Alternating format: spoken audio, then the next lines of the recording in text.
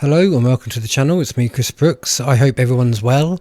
So, Liz Truss, she's not very happy at the moment. She's fed up of being labelled the person responsible for the country being in the state that it's in. So let's have a look at this newspaper article. It's online and it's from The Independent. So let's take a look, shall we? Liz Truss has sent Sir Keir Starmer a cease and desist letter warning him to stop saying she crashed the economy.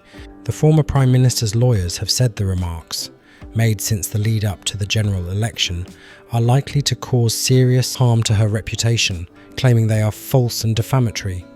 They also suggest that assertions made by the Labour leader before the July general election contributed to Ms Truss losing her South West Norfolk seat. Sir Keir has repeatedly claimed the former Prime Minister crashed the economy, referring to the weeks after her 2022 mini-budget, which sparked gilt market freefall and a run on sterling after she introduced unfunded tax cuts. The letter, originally seen by The Telegraph, argues that the fallout did not amount to an economic crash, since there was no fall in economic output or rise in unemployment. Ms Truss's lawyers reference a report from Andrew Lillico, a fellow of right-leaning think tank the Institute of Economic Affairs. Mr Lillico argues there was no crash after Ms Truss's budget, instead claiming the economy actually grew faster in the period immediately following the fiscal event. The letter from the former PM's lawyers reads, "We are writing in relation to statements you have made publicly in respect of our client which have caused and will likely continue to cause serious harm to her reputation. Of particular concern are the false and defamatory public statements you made about our client in the lead-up to the UK general election from late May 2024, at a time when you knew or ought to have known that those statements were false and the statements were likely to materially impact public opinion of our client while she was standing as the parliamentary candidate for the Conservative Party in South West Norfolk." Referring to statements made by Sir Keir and other senior members of the Labour Party claiming the former PM crashed the economy, the letter adds, "The statements are defamatory and are causing continuing damage to our client's reputation. Accordingly, our client requests that you immediately cease and desist from repeating the defamatory statements at any point, from causing them to be repeated or from otherwise republishing the defamatory statements or any part of them." But Downing Street indicated Sir Keir would not change his language, saying the PM absolutely stands by his comments on the previous government's record.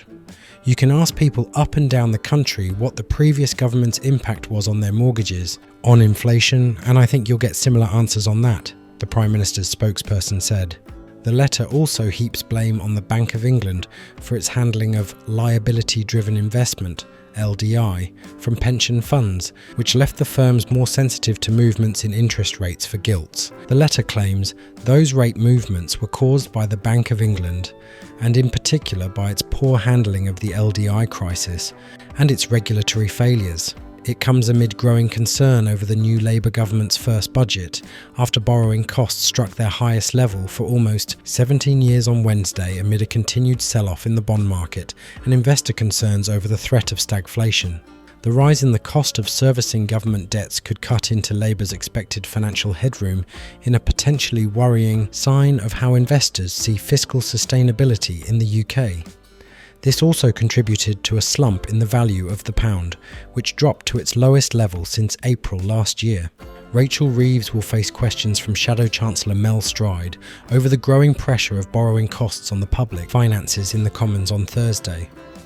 Meanwhile, a new survey from the Confederation of British Industry indicated that optimism among financial services firms has declined at the sharpest pace in more than 2 years, amid concerns that budget tax measures could weigh on investment plans. So yeah, I'm not really sure what I make of Liz Truss. Now, I know I can understand why people take the line that they take, but I believe that she did expose what the system is, and much like Jeremy Corbyn, how the media twisted everything that he was about, I don't know whether she is this horrible. Don't get me wrong, I know she's not done 100% great, but with regards to what she's exposed and talking about the deep state and how the things are really controlled, much like Dominic Cummings, then I would I would kind of feel like she deserves a bit of a break. That's just my opinion. I might be wrong, and I'm sure you guys in the comments are likely to disagree with me. So if you do, let me know in the comments, and if you don't disagree with me, let me know in the comments. Look after yourselves, take care, bye for now.